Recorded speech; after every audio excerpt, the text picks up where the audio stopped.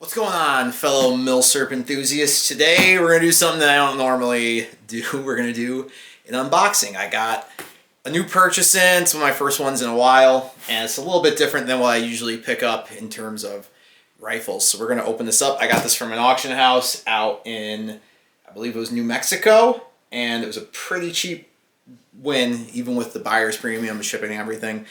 And it's something I've always kind of wanted, and I've never picked one up. So let's start, and we're going to see what we got here.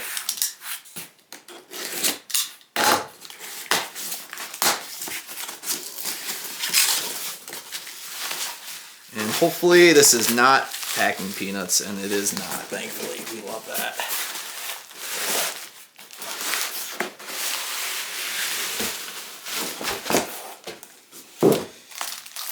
Pretty decently packed. You always appreciate a good cardboard sleeve. I didn't take the bolt out, but that's all right.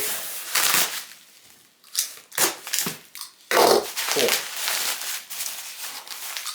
And they didn't put too much of this in, so this won't be too hard to get out of here.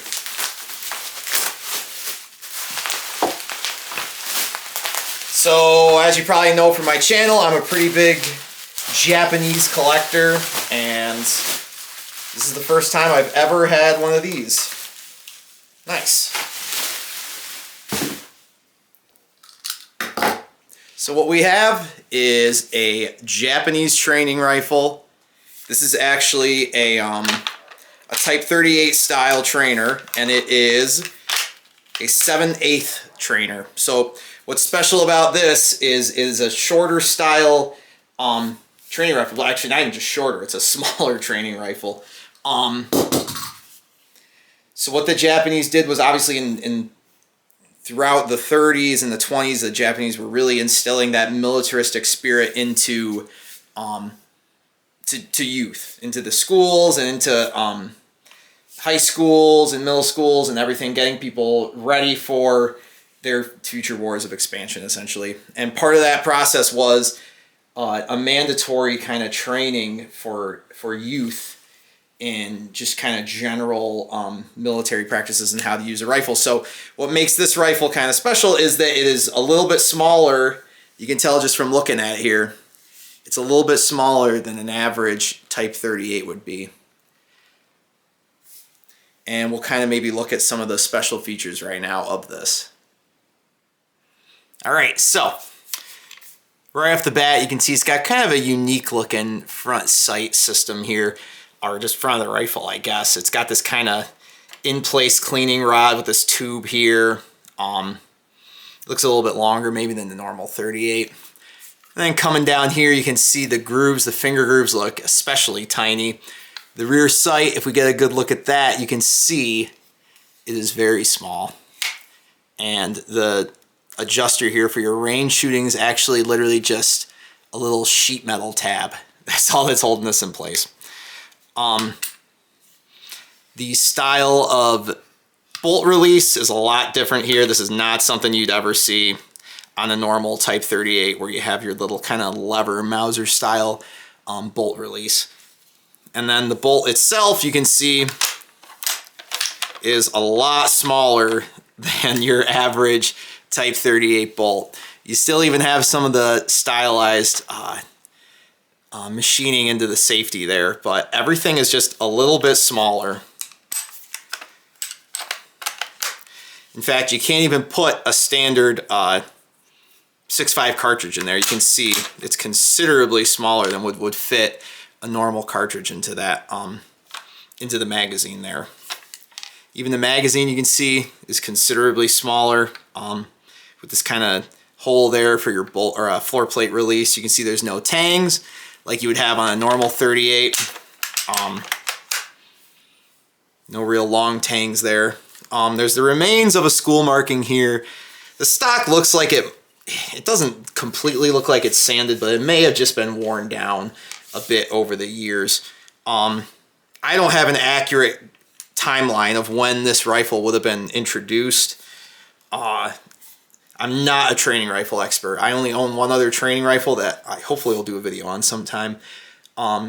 that's kind of interesting in its own right. But these are one of the more desirable trainers. Training rifles typically aren't something that a lot of collectors are looking for, just because you can't shoot live ammunition out of it. They're really plentiful. A lot of times they're in rough condition just from the way they were used in schools and probably used and abused for training purposes. So a lot of them are in rough shape. I would consider this one to be one of the nicer ones I've seen. A lot of times you're missing your bolt pieces, you're missing this little cleaning rod style, or probably a stacking rod in this case, since this is a smooth bore. At least I believe it is. Yeah, that's a smooth bore. Most of them are. Every now and then you find a training rifle with a grooved barrel, but it's pretty uncommon overall. So now real quick, we'll get a normal 38 and we'll kind of compare the two. So right off the bat, you can see, just comparing in this style, you can see this rifle, the training rifle is considerably shorter than a normal 38 would be. And you can see even the grasping grooves, the style of the bolt.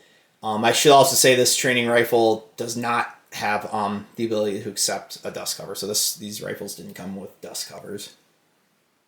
In terms of markings on the barrel, you can see that our standard 38 has a chrysanthemum, the 38 type text, while our training rifle doesn't have anything on it. It has these imprints of, it looks like F and R.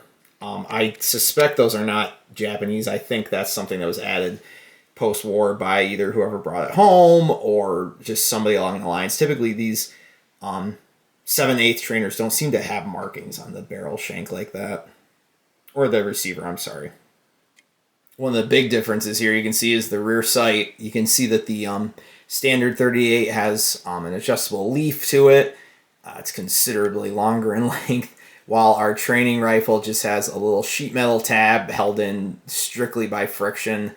Obviously, as a blank firing training rifle, it doesn't have the need to have any kind of real adjustment except for training purposes. Looking at the bolts, you can see a dramatic difference in size in terms of our training bolt and our standard 38 bolt. The trainer doesn't have traditional locking lugs. It's got this little lug here, but it does not have, the normal locking lugs you'd see on a 38 bolt. It is interesting that they do both use the checkering stylized safety cap. Obviously the training rifle is a little bit more basic in how it looks. But it does emulate the same style there, and you've got the extended tang that you see on the early 38 bolts. Then finally, getting to kind of look at the front of the rifle here, you can see they're pretty similar in some ways. You can see how our normal 38 has a standard cleaning rod, while the 7/8 trainer has this kind of, I guess you'd probably just consider it a stacking rod at that point. The 38 band is held in by the tab underneath here that releases your cleaning rod, while the 7/8 trainer actually has a screw that holds that in. However, they both use a barrel band that's held in by a little tab release there. So that's similar for both of them. But yeah, they both have the normal 38, early 38 style rear sight or front sight without any wings on it or anything. You will notice that the trainer does not have a bayonet lug. However, it did accept a bayonet. There's a pretty rare bayonet that goes with these 7/8 training rifles. It might be something I track down at some point. I'm not really a bayonet collector. I'm more into just collecting the rifles. But honestly, it probably costs more than what I paid for the training rifle. So it probably won't be high up on my list, but I'll be on the lookout for it. And real quick, we'll look at the floor plates for the magazine. You can see there's a pretty distinct difference here. The 38 is released with a little push release there that you can't see. It's a little dark, but the training rifle has a completely different thing with this hole built in here that would help release it. And you can see, again, no tang available on the 7/8 training rifle. So a little bit different, obviously, without the actual live firing of cartridges out of the training rifle. You really don't need that extra support for the stock and everything. So unnecessary. And of course, traditionally a very common thing that people see about training rifles is it is a one-piece stock. There might look like a grain there, but it is, or in the grain of the wood there, but it is all one piece. Well, obviously on this 38, you can see where the wood is separated a bit for the standard splice there they put in the buttstock. Well, thanks a lot for tuning in and watching this unboxing. It was kind of impromptu, so I probably stuttered a little bit more than I normally would. I didn't have a script or anything written out for this, but I thought it'd be kind of fun to unbox it. I've never done that before. But yeah, at some point I'll probably do a video on one of my other 38 trainers. This is one of 2 that I have now. The other one's kind of special because it uses it actually uses a Type 99 stock that was repurposed specifically for a training rifle. So it's kind of interesting what the Japanese did to make that happen, or why they even really went through the trouble of that. But that'll be something down the line there. But thank you for tuning in, and hopefully you learned a little something about Japanese training rifles, or at least the 7/8 size variant of it. And it's definitely one to keep a lookout for. These, they don't command huge prices in terms of what they sell for, but they definitely are the more desirable of any of the Japanese training rifles. I mean, there's a ton of them out there, and there's some interesting ones for sure, and a lot of them have unique features to them. They were all done by different companies, and they have little nuances between them. You can't just take a bolt from one trainer and put it into another. It might not even fit properly. That's one of the problems with these, is a lot of times when you're missing a bolt, a firing pin, or the safety, you can't just find it. You can't just go find any old part and throw it in there.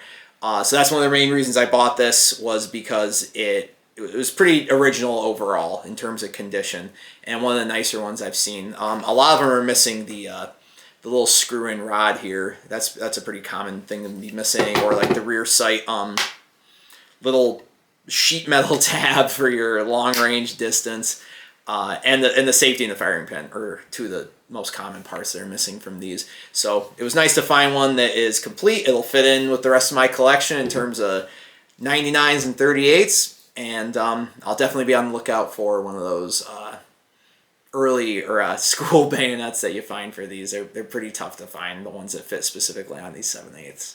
So thank you a lot for tuning in, and I'll catch you next time.